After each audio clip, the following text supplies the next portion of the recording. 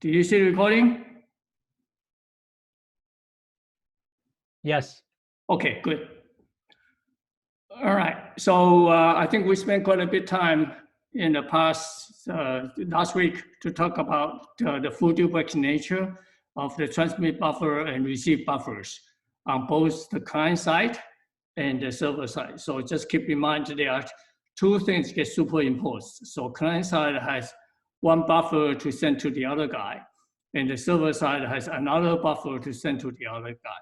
So each one of them got the sequences number and the acknowledge number coming from the other side.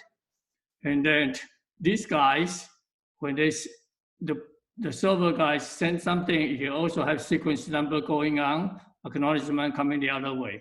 The whole issue is this. The whole issue is all these two things are really can be combined, okay? Let me just go to, now how do I clear all this? Let me see.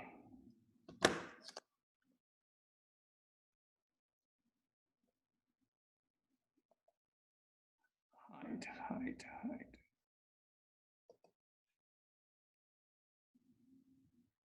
Okay, so I can.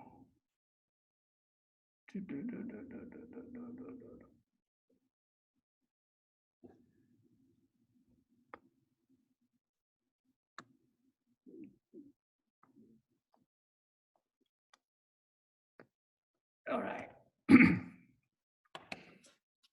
So, because these two messages can be combined together. So sequences number and data, the length stuff is coming from this direction. But the acknowledgement number is also going that direction, but acknowledgement number is acknowledge the sequences number. And this is really the new stuff. So the same thing on the client side, when they have acknowledgement number and the sequences and the data coming over, they can combine them together. And this happens often. But don't take it as it has to happen that way, because it all depends on that, what's the time difference between that, the server, for example, between the time X to he has something to send. How long do you think it's going to take? And there is going to be that determine that are they going to, these two messages can be combined into one or not.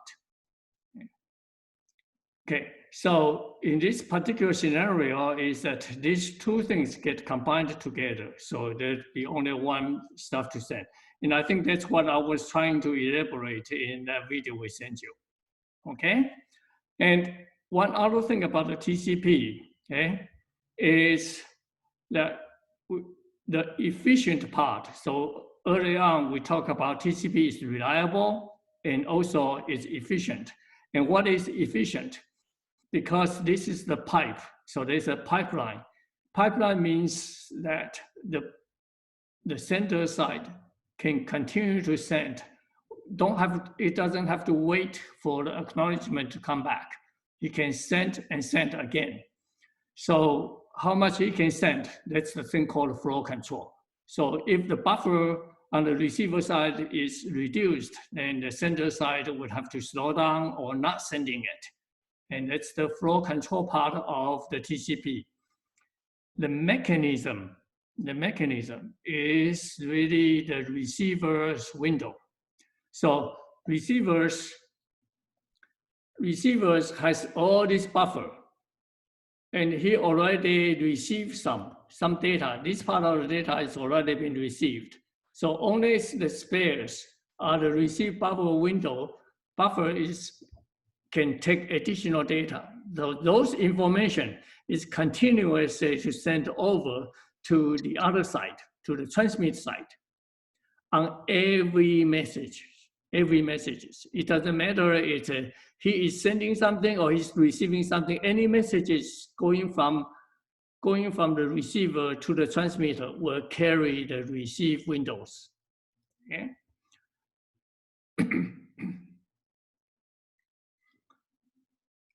And on receive windows is really, whatever the buffer he has, then minus all the data he already occupied. So this is occupied. It's just a simple mathematician, simple math to do that. Okay.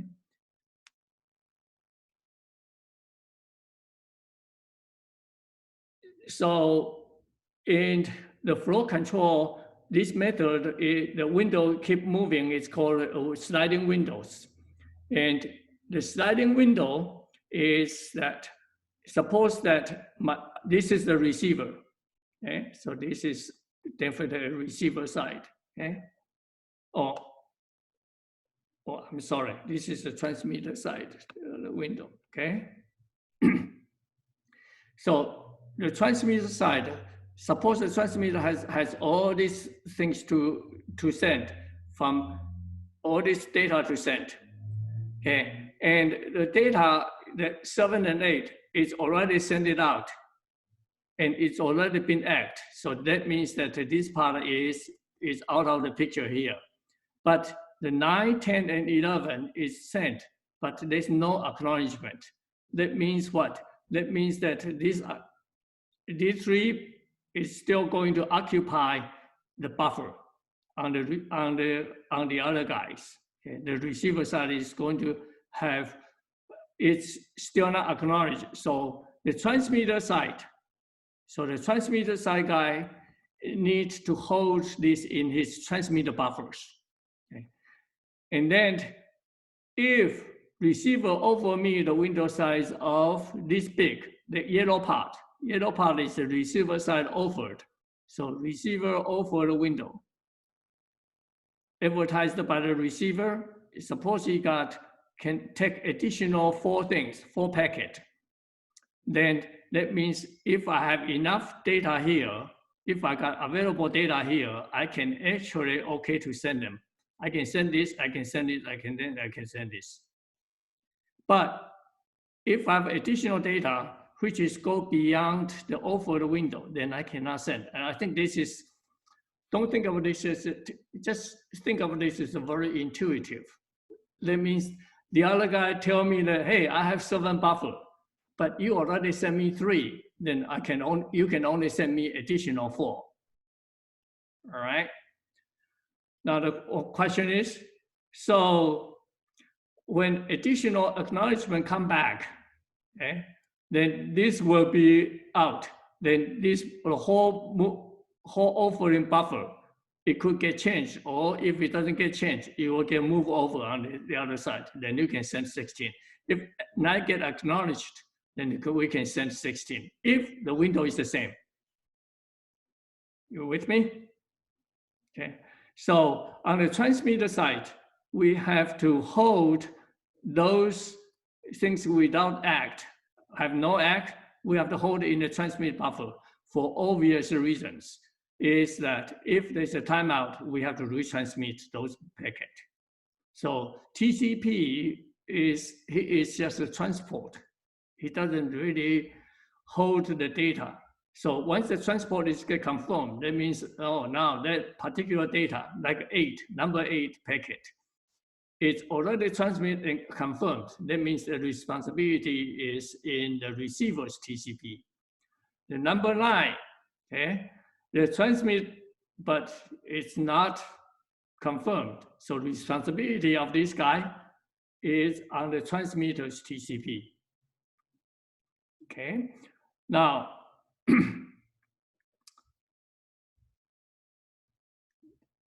so a typical question people will ask is that, so who is, we're talking about flow control. So who is doing the flow control? Who is doing the flow control? So TCP's flow control is actually controlled by the receiver. Receiver is doing that, you know, he's the master. He says how much you can send, how much you can send. That's it. Okay. Any questions about this one? I got to figure out a way to erase this easier. All right. Okay.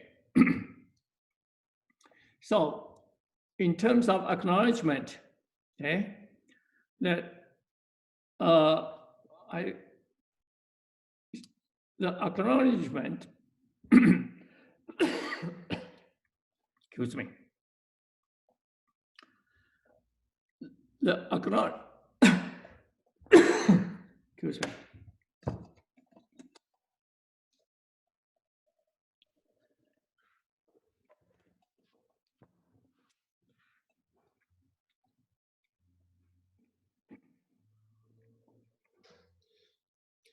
Let me go back to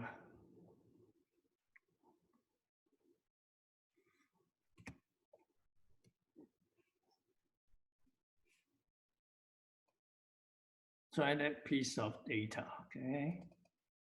Bear with me one thing.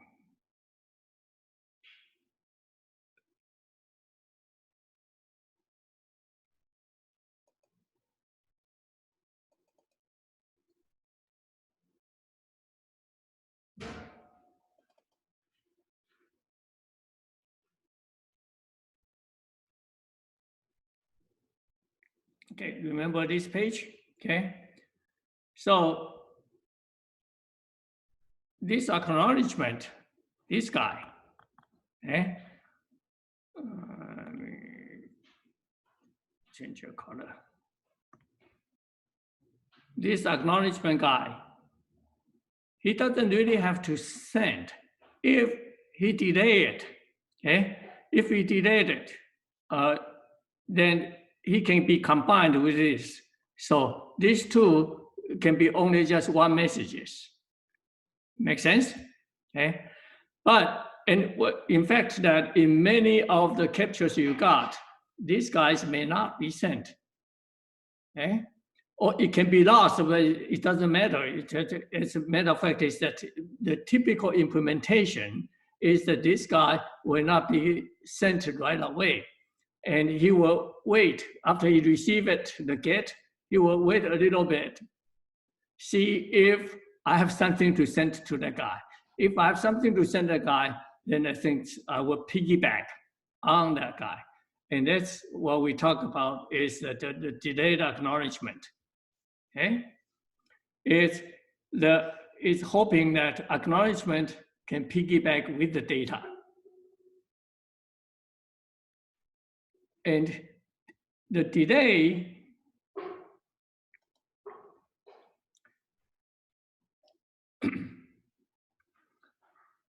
what the delay acknowledgement is try to see the whole key issue is the piggyback. So if I don't acknowledge and I have something to send later, then I can just send two messages with one, okay? And so typically they will delay 200 milliseconds to do it, but it will not delay more than 500 milliseconds. Why? Because if it delay too long, then what happens if the other guy time out? Then he's going to send anyway, okay? So you don't want to delay too long, but you don't want to delay too short either, okay? Delay too short, then the chances of combining packet going out will be less. Make sense? Okay. So how would people implement this? But before we talk about implement, let's talk about the delays efficiency, because now you got less traffic, and if you easy to generate and ambiguous, because now you got the two messages instead of two, you got only one, okay? And if some of the acknowledgement get lost, it's still okay. You will not, because that the follow-on transmissions will take care of it, okay? But you are really, the RTT, which we'll talk about, the round trip time estimate, and because there's a timeout value on the transmit side, will have to change. But let's say how they implement it. If you're going to implement this type of delay, how do you do that? Okay. Suppose you have, each one of these TCP transmissions will need to have a timer, right? For each connection. For every connection, you need a timer. Now, suppose you have 100 connections, you end up with having to maintain 200 timers. So every time you receive something, you turn on the timer for 200 milliseconds, and then you will see if you can pick it back to the acknowledgement. That's a lot of timer to implement. Does it make sense? Yeah. So what happened to people in real life, how people implement those timers? Implement this timer, they will do is only one timer. Only one, the acknowledgement timer. What it does is that every like 500 milliseconds, they say the TCP turn on. TCP come back and say, do I have anything to send? So if I have ACK to send, I send the ACK. If I don't have ACK to send, then I don't send. If I don't have anything to send, then I don't send anything.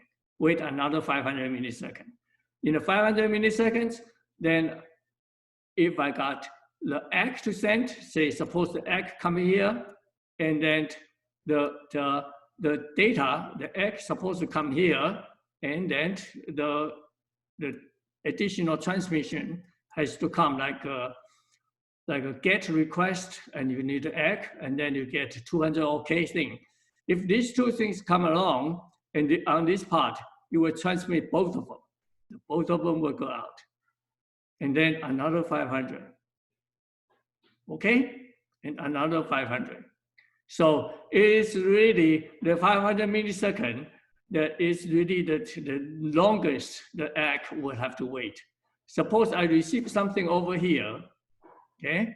And if there's nothing subsequently transmit to the other side, then the ACK will be sent it out on this part. Does this make sense? So I have a quick question, actually. You have a question? Good, shoot. Yeah, so for the delayed acknowledgement, can you explain one more time what would happen if the delay is too long or if the delay is too short? Okay, so here we go. Let me use this chart, okay? If the delay is too short, say suppose we do, instead of 500 here, okay, we do 100, okay?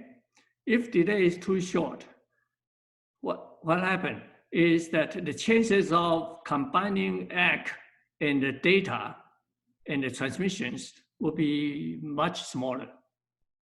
You with me? No. Okay, let me try it again, okay? If delay is short, that means I receive something, let me do it here. The timeline, okay? Yeah. Let me try the other.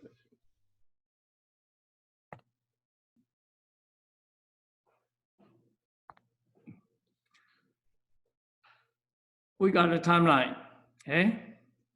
And I received something like GET, okay? Actually, in our example was like that. I got GET at this time. Supposedly, I will send out ACK here. Make sense? Okay? Then sometime later, okay? Here, that my server got enough data, so I will send 200 OK. Okay? And then the other guys will do the ACK, and that's separate part. But it's just okay here. Okay?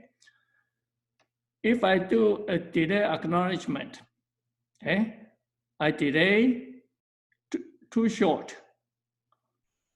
That means I cannot combine these two to send it just one message. Suppose I delay a long time, okay? Delay up to here, then both of these can be sent out. Make sense?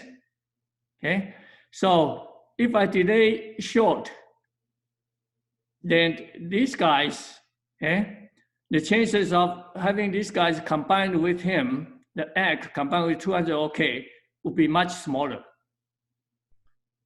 will be smaller, depending on how fast is my server's 200 OK get generated. Yeah, okay. Now, if I do a delay of say, oh, we're going to delay it for 700. What happened is the transmitter side, if he times out before the acknowledgement come back, he's going to retransmit. Even if you already receive it, if you delay too long, the transmit side is going to retransmit because you got a timeout.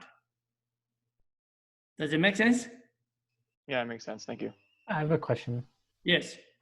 Do you mean wait until it receives a SYN-ACK and then send the 200 OK? Is that why we're waiting, short or long? Is because you're waiting for SYN-ACK and then you're sending your data like as part of 200 OKs, like a response? No. This has nothing to do with SYN-ACK. Has nothing to do with SYN-ACK. Okay. This is really just forget about commands itself, the SYN-ACK and all that, right? Okay. You got one command, whatever the command is. Are you going to act right away? Okay. If you can act right away, but that means you just act. But maybe couple milliseconds later, you have the data and you're going to send. Then you will send 2 packets. That's it. Keep it simple. Just think about simple case. The simple case is that whenever I receive a message from the other side, I act. Then in that scenario, if I act right away, then my chances of combining what I'm sending to him, if I have other data to send,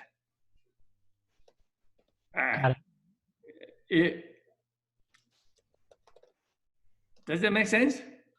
Yes. Anyone has other question?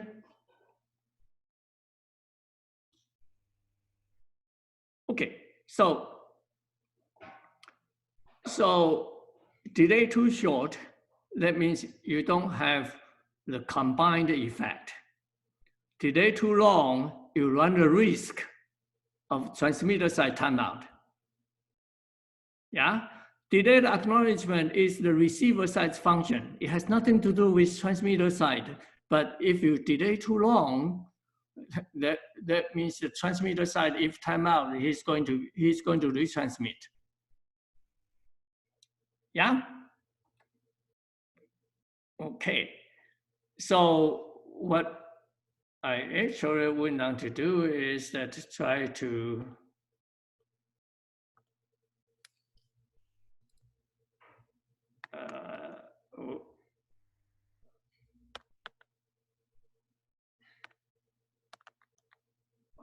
sorry.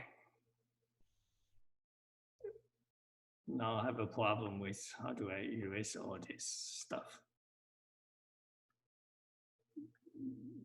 I got to figure out.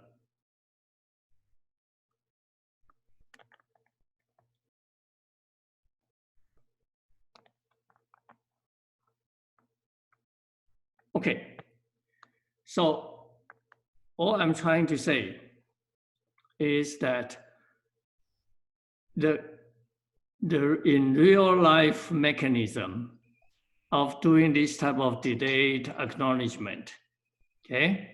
In real life, doing this delayed acknowledgement is all done by single timer, not the one timer per connection.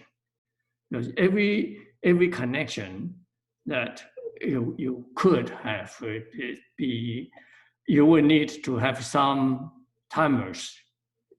Every time you receive messages, you will start a timer to delay it. Okay, but in terms of implementation wise, usually people don't do it that way because there will be too many timers. Because when you open up your TCPs, you open up your browser, you typically have maybe 5 or 10 different connections.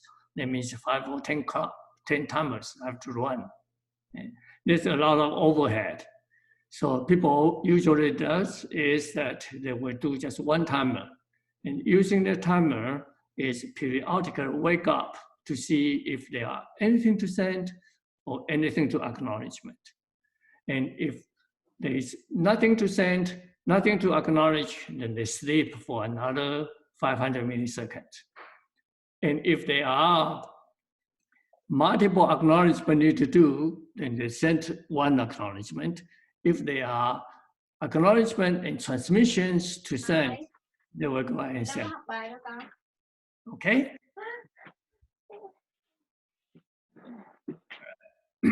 Any other question? Okay, shall we mute? All right, thank you. Okay, the next one is that to look at the TCP header. Okay, and the TCP header is 20 bytes.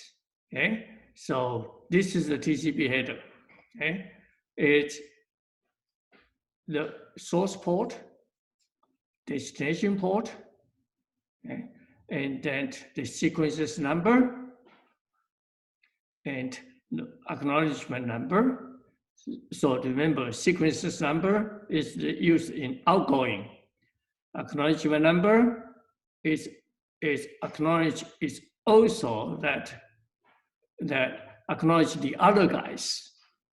Okay, and there are a few flags.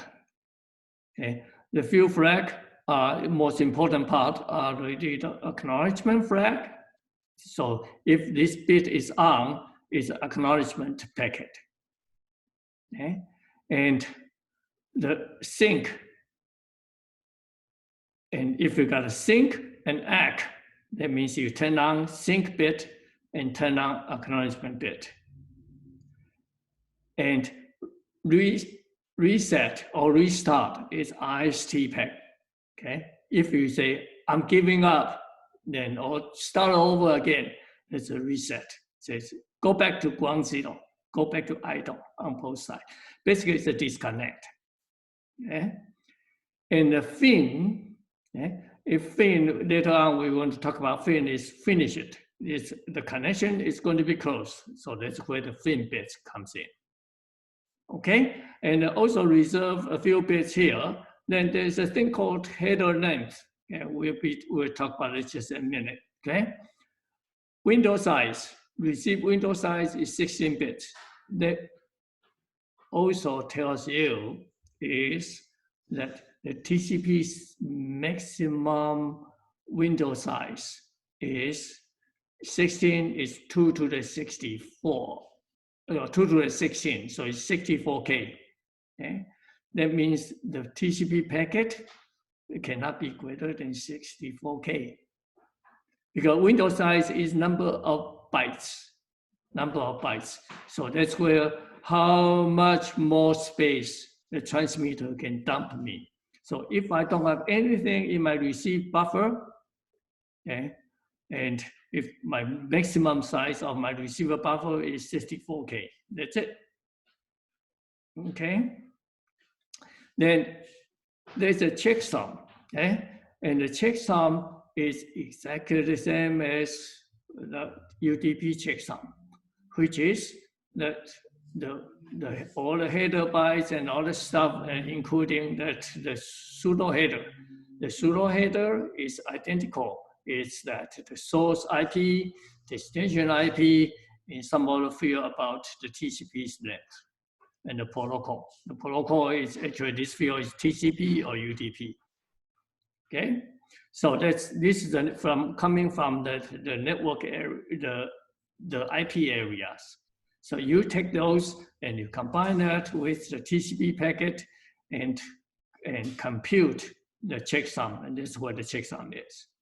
Okay, and urgent pointer and urgent is this is very rarely used. So I think if you look at your stuff, everybody will tell them that it's urgent. Okay, urgent means that treat my packet as higher priority and go take a look at this particular packet first. So that's not very very meaningful, okay? But in certain situations, this will work on the urgent. For example, if you are doing the file transfer, okay? If you are doing the file transfer and the computer is trying to dump page 1, page 2, page 3, blah, blah, blah, all this stuff, and you say, I actually want to kill it. Then you do a Control-C to kill it. And that Control-C has to come earlier compared to whatever the things in the buffer. So urgent pointer pretty much is that look at your buffer, receiver buffer, look at your receiver buffers, and then just treat this particular point starting from this urgent pointer location, okay? And take that as a high priority. So what it does is it provides out of band control. I mean, you're doing the streaming, but you break the stream and say, go here, this is higher priority. That's what the urgent pointer does. And if you do an urgent pointer, and there's an urgent flag, will have to get turned on, all right? Then there are a few options. It's actually part of the TCP header. And those options are like, what's the maximum segment size, okay? And like maximum, or commonly they will say is MSS. That means that how big is my TCP segment? So, in our classes, I always talk about packet. Okay, the official terminology is for the layer transport, the TCP side is called segment. So that's why it's called the maximum segment size. And those segment size can be discussed inside between the transmit and receiver TCPs. And that's all done by going through the option field. And there are many other options there. But I think that if you go down to dig more, then this will be the scenario that you can fish. Okay. Okay. And, okay. Now, if you look at this TCP header, 1, 2, 3, 4, 5 32-bit word, okay? So it's 4 bytes times 5. So TCP header is 20 bytes. Minimum TCP header is 20 bytes. Can TCP header go beyond 20 bytes? Yes, if you got options, then there will be more, okay? So how long is the header? Because after the header, you store the data. So when you process it, you know where is the header. So the header is length is done by this guy. This is the header length. But header length is only 4 bits. 4 bits can only go all the way up to 0 to 15. Okay? So how can this guy represent? So this is already 20 bytes. And then there will be, that's only 15, right? So the trick is the header is length is, this is the same. Okay, let me get the header. Just to get you. Oh.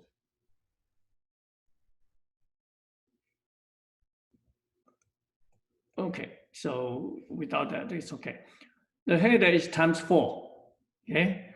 So if the header is 5 times 4, that means 20 bytes, okay? And so the header bit here, so 15 is the maximum, 15 times 4. So the maximum is 60 bytes. Make sense? Okay. So that's really decided how much the options you have. You put it in there. Okay. So the header length, the granularity is that it has to be times 4. Any questions about header? Okay, one way to look at the header, okay, that's the same thing. And I think the sequence sample and the stuff is the same. One way to look at header is go to the Wireshark. Okay. So this is just any,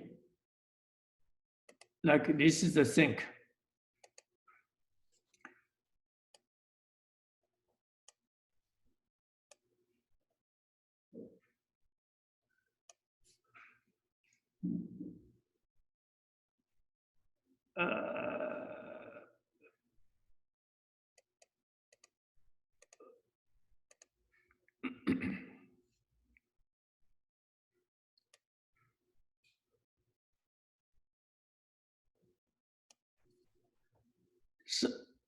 So source port is these 2 bytes.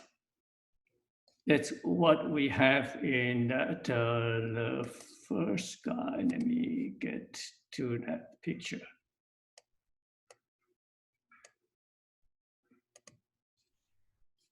Source port, the beginning of the TCP header.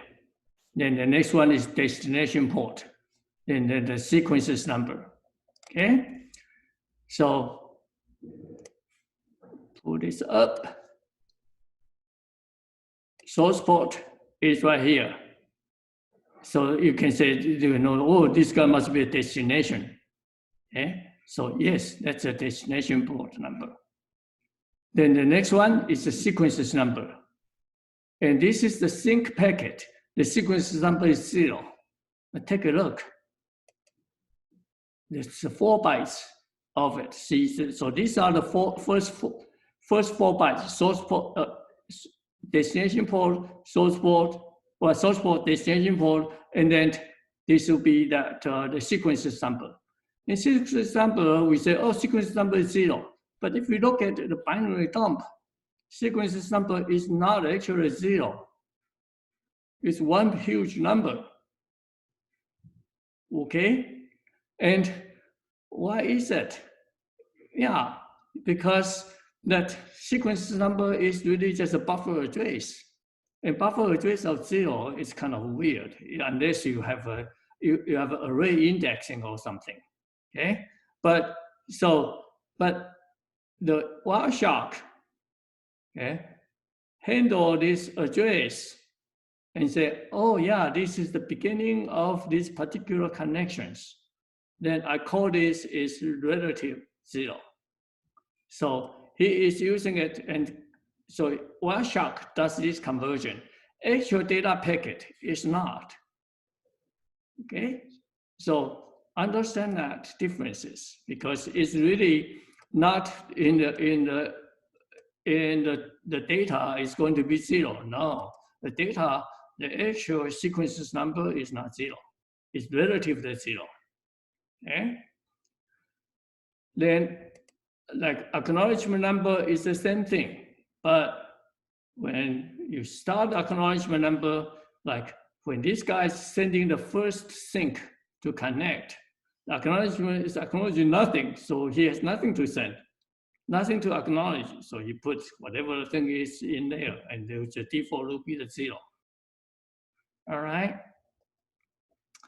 Then the rest of the stuff, I think you can follow it. You can follow it to look at the flag. Say, so in these cases, the next one should be the flag. And the flag will be this guy, okay? And that's the flag. It's right here. It's 16 bits right there, yeah? That flag is 02, is the sync bit.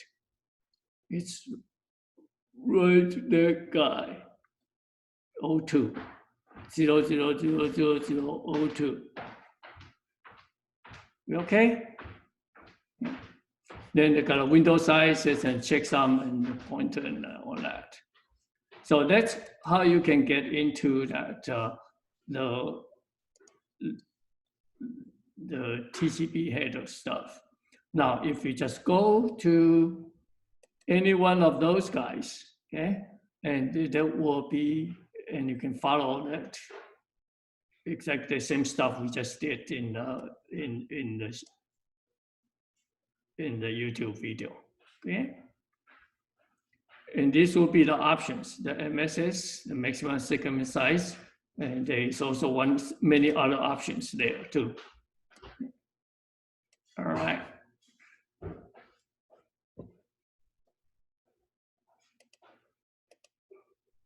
Okay, and I think we beat this sequence sum acknowledgement verb enough. So we'll leave it to you. Okay, so TCP need to close, okay? And the way the TCP close is by way of doing the thing called four-way close. And what's a four-way close?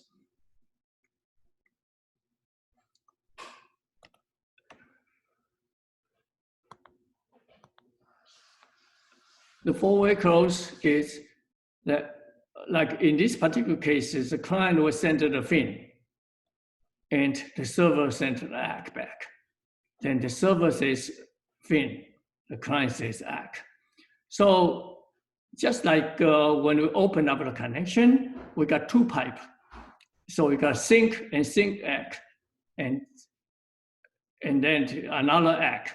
That's a three-way handshaking to open up two sides.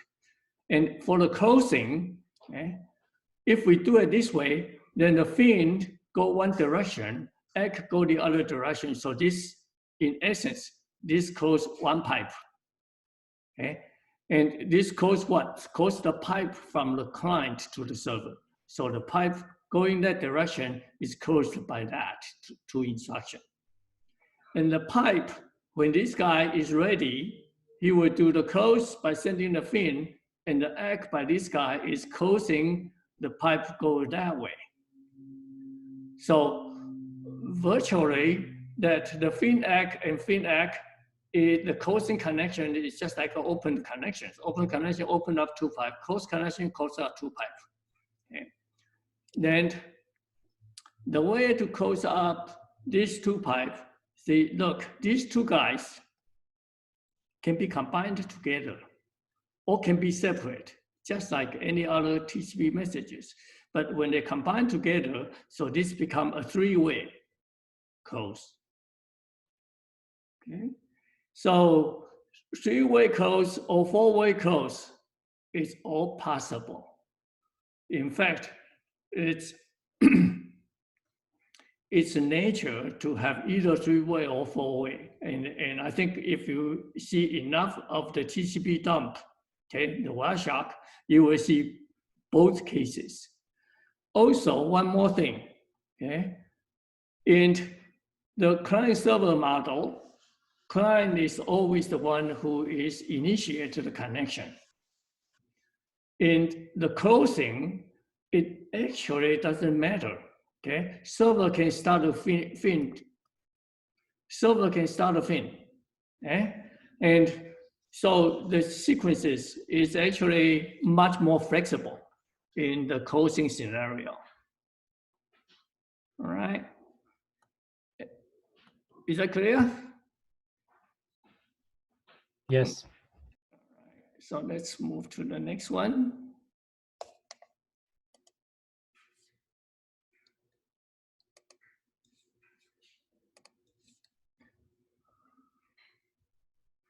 So this is really to get the entire state diagrams, okay? So the state diagrams, whoever wants, both of them are actually established. Now, whoever started to close, send the fin first. So previously, both of them are still, well, let me, previously, both of these guys are established. Okay? Then whoever wanted to send the fin. Now, the guy who received the fin can actually send either ACK or fin ACK or fin. So if we send the ACK back, so there will be fin ACK. So you close up one part. So you got receive the fin, you close up one part. Okay, send out the fin, receive the ACK is coming down this path. If you just receive the ACK, you're coming down this path. That means half of them is closed. So this will be a state called half closed state. fin over the other side, ACK come back, close one side.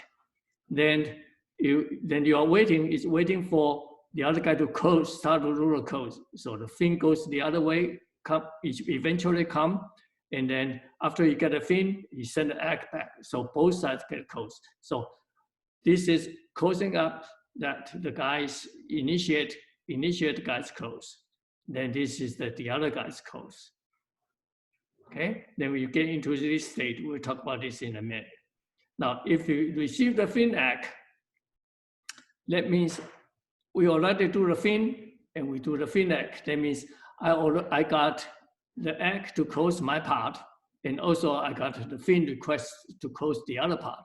Then I will send the ACK back. Send the ACK back. Okay. And if I got the fin, so it means both sides, I want a fin and you want a fin. I want to close and I want to close. Okay. And if both of them send, I want to close, then I receive the close, I will ACK, say, close you guys first. And then sooner or later, he's going to send me the ACK on the other side. Okay. Same thing holds true on the server side, okay? But this is what we need to talk about. Okay.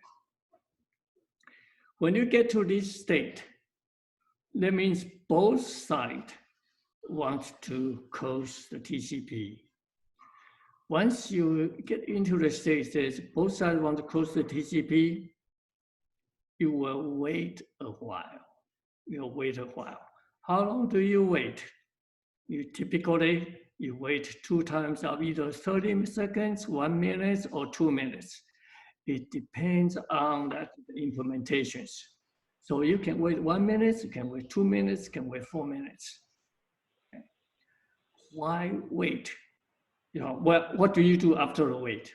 After the wait means that everything is hunky-dory. So you can just clean. You are clean, okay? But before you become clean, you wait here. Why? Well, for a couple purposes. Okay?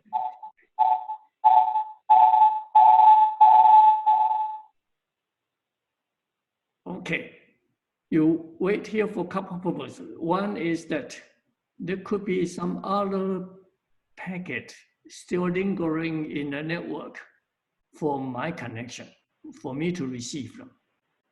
Even though, so those could be a duplicate packet or could be whatever the packet, which is, doesn't matter, but somebody holding it in the network. Yeah. And then they somehow discover it and or they take an extra longer time to communicate it to me. Okay. So what happens is if this packet, if I close my connection, I already forgot about this one. And this packet belongs to me, come along later, after I close it. Okay. And if other people happens to open up the same connection, use the same storage or same identification, then they could end up with taking the new data as their input, okay? Or the other thing is, if my data is sensitive, other people could receive those data on the still lingering on the network. Okay? So by holding on to this, they ensure one thing. Ensure is that the data is supposed to belong to me of my connection. I will receive them in this dormant state. Pretty much on this state, whatever I receive, I just junk it. Okay. Okay. Also what? Also, the last message I sent is actually the ACK. Okay. And the ACK may not be received by the other guys. And in that scenario, I will have to retransmit the ACK. Okay. All right. So there are a few reasons you will sit there and do this waiting state. Of course, in normal situation, we probably don't really pay attention to any of these things. But if you are a network designer, okay, if you happen to be a network designer, you say, oh yeah, this is something to be precautionary, take care of it, okay?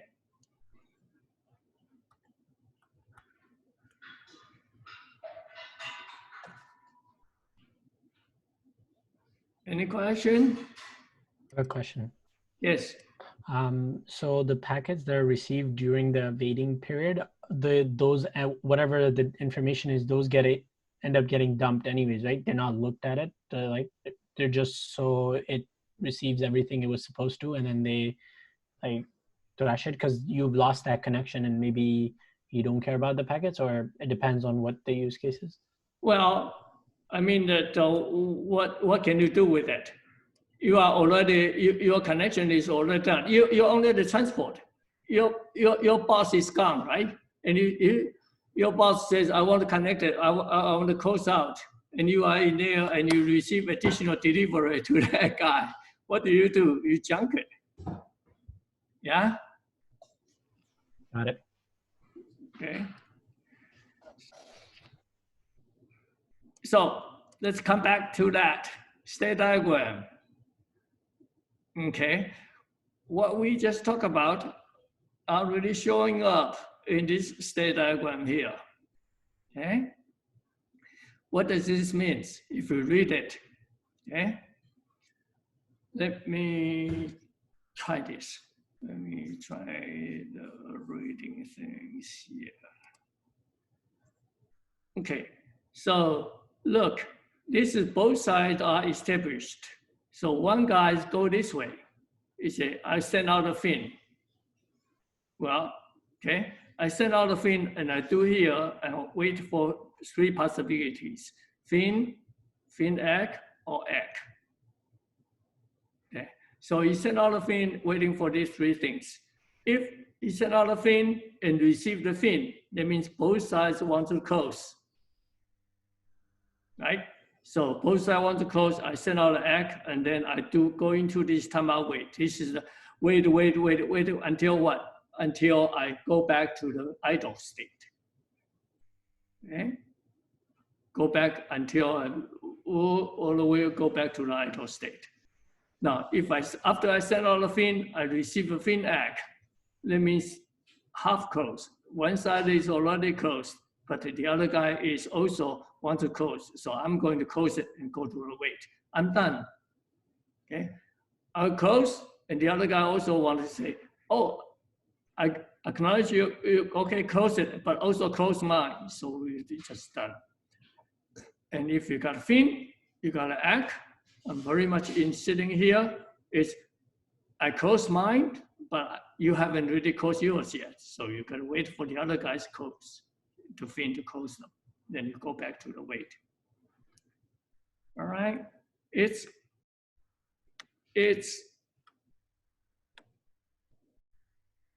try to think about that the TCP state machine is just like a two-person and a two-person in the mail room, but you are a reliable mail room. And how would you do it? That's very much what the TCP does. Okay. Any questions about the state machine? It's very important you understand the state machine because that's the whole TCP. Okay? If you understand that and also understand that the mechanisms to implement those, like sync sequences number, acknowledgement number for the reliability part, then I think you are in pretty good shape. Right. So we'll compare to UDP and TCP. Both of them is that sitting between application and IP. Okay? And TCP is called segments, the IP is called datagram, and Frank just called each one of them packet. Okay? And one is reliable, one is unreliable, and I think that's probably the most important differences. Okay? And I think And Nick, he just sent me that thing says that because of COVID-19, we got to change TCP to UDP, right? Right. Yeah. He says that because we cannot have handshake, so everything has to convert to UDP. Yeah. So TCP checksum is required, and UDP checksum is optional. Why? Do you know why? Take a guess.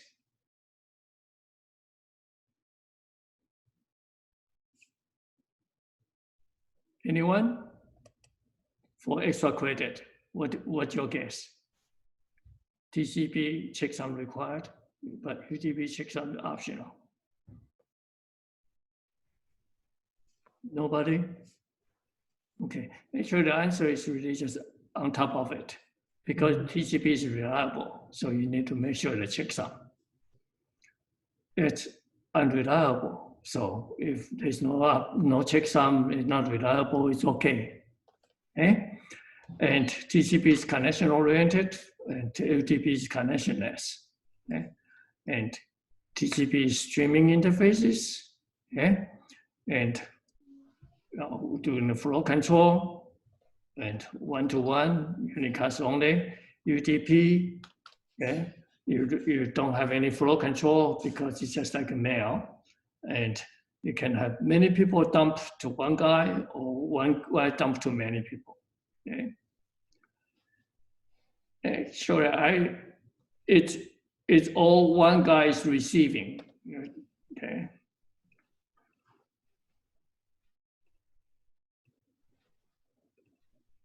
I think this number must be changed. Okay. In terms of the percentage wise, this is a dynamic number here, and there will be more UDP data because of the multimedia stuff. Yeah, so I'm not sure about that's 95% or 85% the packet it's TCP anymore. All right. Okay, and I think one-shot capture, we already got enough of it. Any questions about TCP on this part? I have a question. Sure. Can you, so since UDP does not have flow control, like applications that do use UDP, if they do want to implement some sort of flow control, they would have to do it on the application side, or like maybe the applications, when they use UDP, they don't really care about flow control at that point. So how do they handle like clients over sending them things? Because well, can you make UDP reliable transport?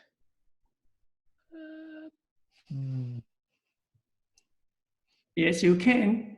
Yes, you can. You just need to add acknowledgement into it. But UDP does not have that mechanism. So who is going to do it? The guy who is using the UDP would have to do it, right? Okay. So who is the guy who using the UDP? the application? The application, or another protocol sitting on top of UDP. Make sense? Got it. Yeah. Okay. Because UDP by itself, okay? Well, in fact, you bring up a very good point, because there is later on the people modify the UDP, but they create another protocol called RUDP. Take a guess what that is. RUDP. It's called reliable UDP. It's another protocol, but can they just go ahead and change UDP? No way, because so many applications using UDP, you cannot really change UDP anymore because of the installed base issue. Okay. And so if you're going to add more functions like RUDP, then create another one. And when you create another protocol, that means you will have a different port number. Okay? Okay, any questions about this part? All right, if not, we'll go on to the next chunk, okay? And let me go back to look at this one. I want to use this.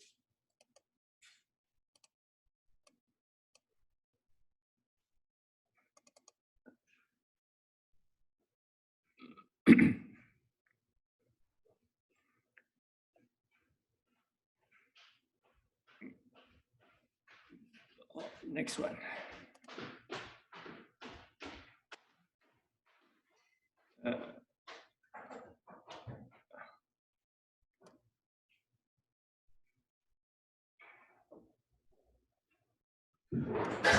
Okay, on the video, I sent it to you on that, okay? One case is that, oh, what if this guy doesn't get to it? Or what if this guy doesn't get to it? What happened, okay? Now, for the 200 okay, that means that the server sent the whole home page back to the client, okay?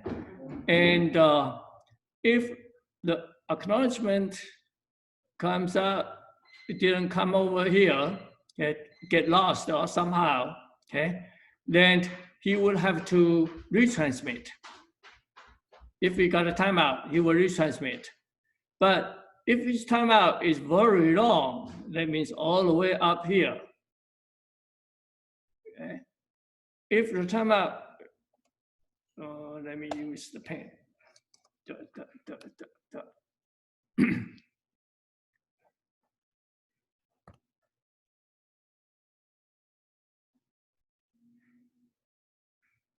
What's that? Okay. So if the timeout value is like that, and this guy is lost, what happened is he is going to retransmit the 200 okay. Right? Okay. Now, if the timeout value is here, then this guy is lost. There's no big deal because this guy also got the acknowledgement number will be satisfied. He said, oh yeah, this is good. So the timer value of short or long timeout, okay? So this is timeout. It is not delay timer. It's a timeout. The transmit side, you have a timeout value. And if, because you want to make sure that the other guy can receive it. So the timeout value is very important. The timeout value is very important. Okay. And how do you determine the timeout value? That's part of the things that TCP have to deal with. Okay. So what is those timeout value? Let's get to it, okay? And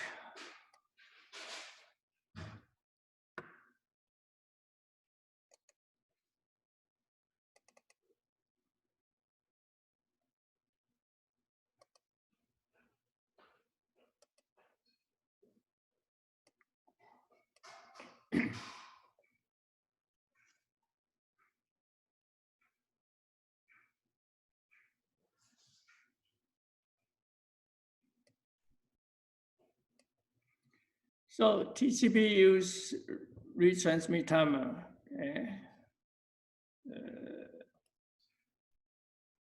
Okay.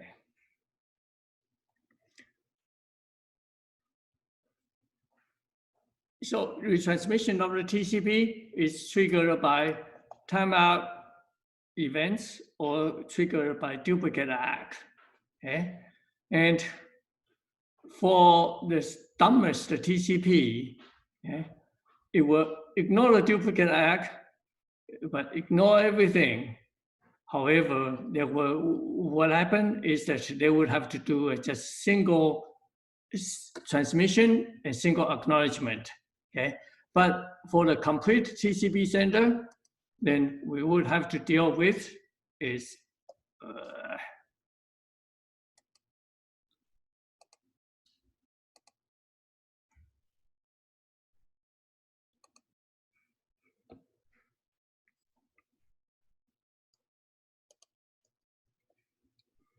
Okay.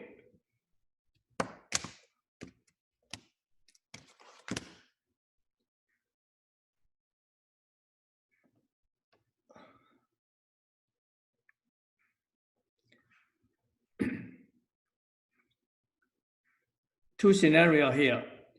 One is TCP host A sending this acknowledgement 100, and he is going to send another one because of what? Because it's window size. Receive window size allow him to send one, two. So he doesn't really have to wait until the ACK come back in. He can go ahead and send both of them. Okay. However, if this guy is lost, okay, and this guy received the second packet, he's going to ACK 120. And if we ACK 120 and the timeout value is this much, then everything is hunky-dory.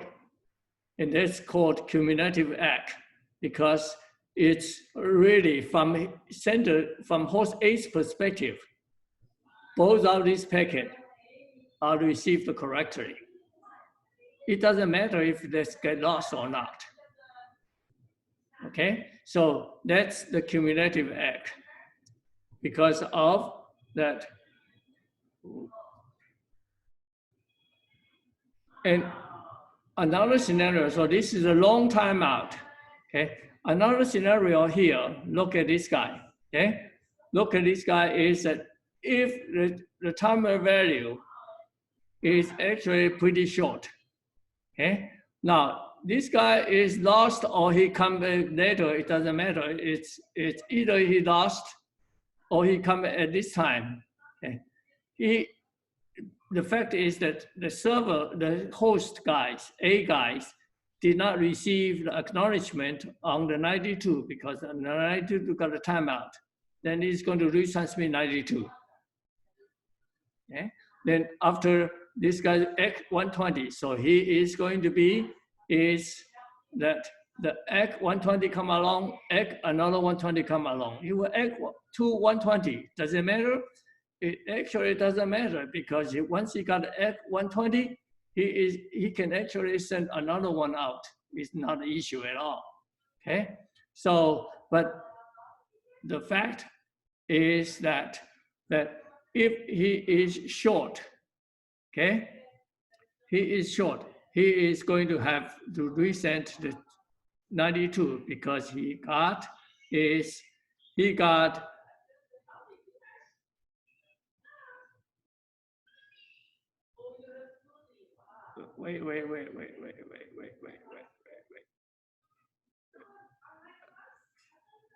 He sent extra 92 packet out, but over here, he already got that both, let me repeat this one. Let me take it back, okay?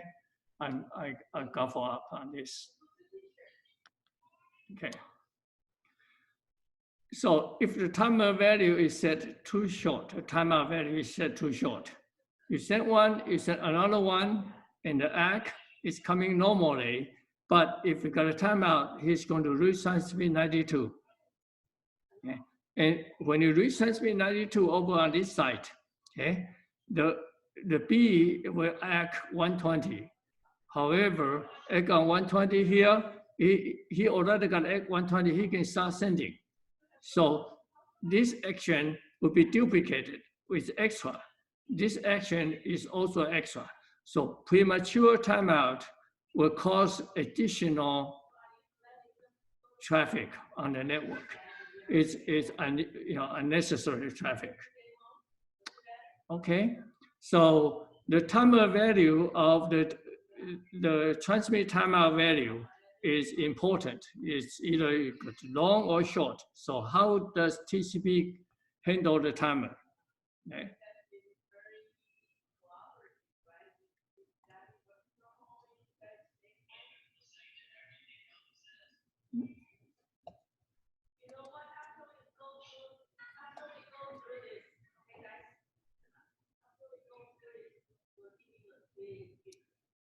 Are we running out of time?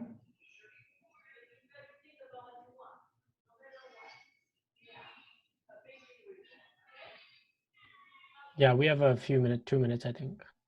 Okay. Why don't we do this? Why don't we we'll stop right here, okay? And just in the last 2 minutes, I did a quick one, and if you get it, that's fine. But we'll come back and repeat this part again on Monday, okay? Well, sorry, on Wednesday, okay?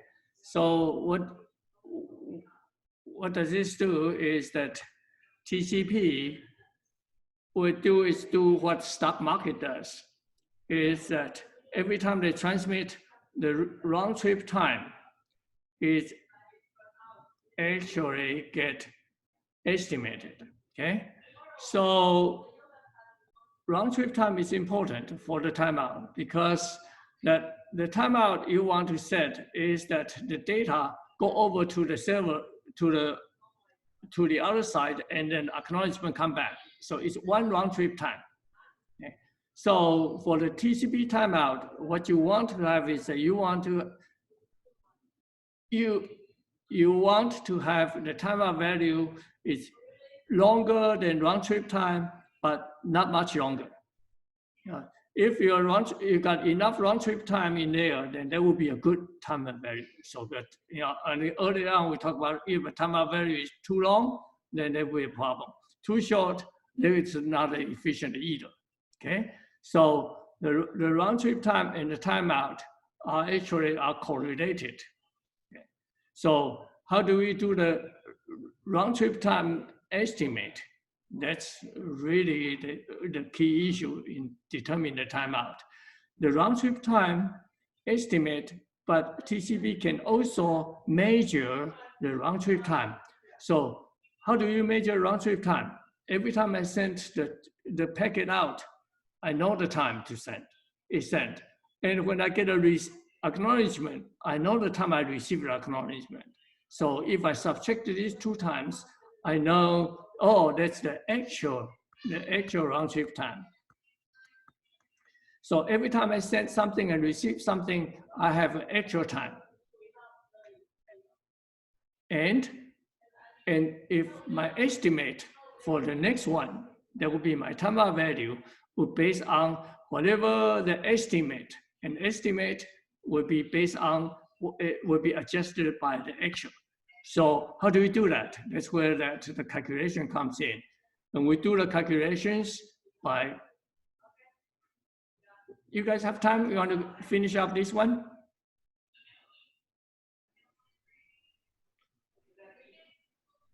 I would rather stop because I'm already lost. Okay, all right. So let's stop here, and then we'll pick it up on Wednesday, talking about how the timeout value is get calculated in in TCP. Okay. Then after we do that, we talk about that the TCP is a thing called the congestion control.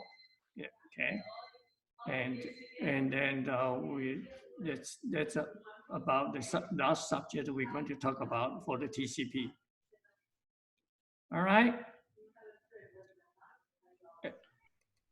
Any questions you want me to do to help you before Wednesday?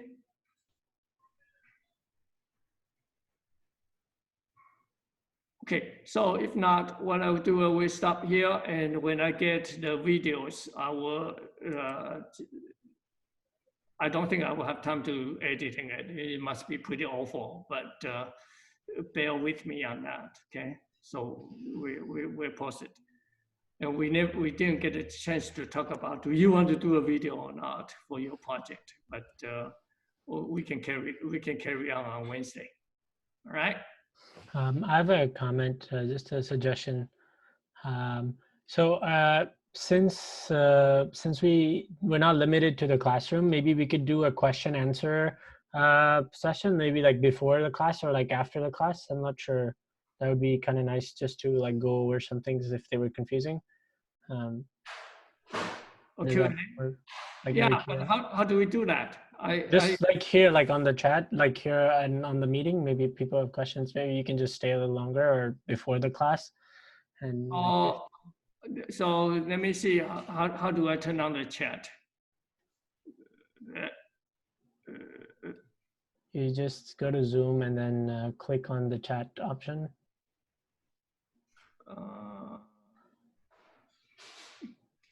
Do I need to stop share? I don't think so, because we can see it while the sharing is on. Go. This one? I got a chat.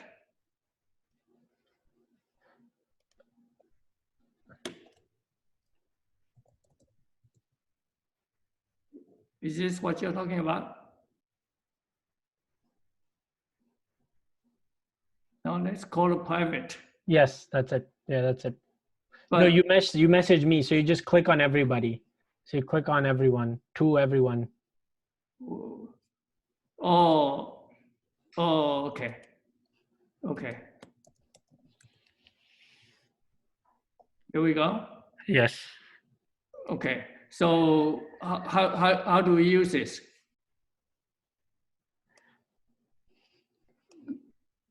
Because what happened is that when I start to talk, I like to see what you guys are chatting at, except that I don't have a good mechanism for me to do both. Maybe I can shrink my PowerPoint window or something.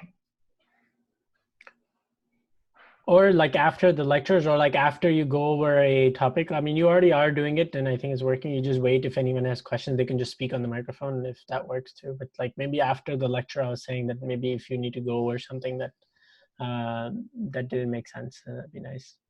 But yeah, I think I would prefer, or you know what one of you or some of you can, if other people you see it on the notes on the chat, and they kind of shy away from the microphone, can you just jump in and maybe relay whatever the request is?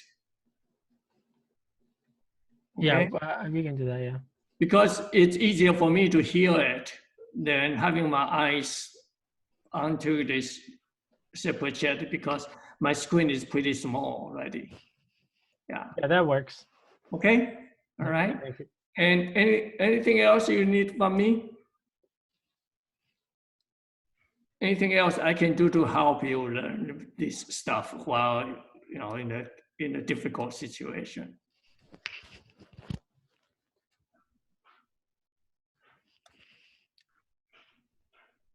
Okay. If you think of something, just shoot. Okay. And I would, as I promised, I would once I get. Let me stop that guy. The record.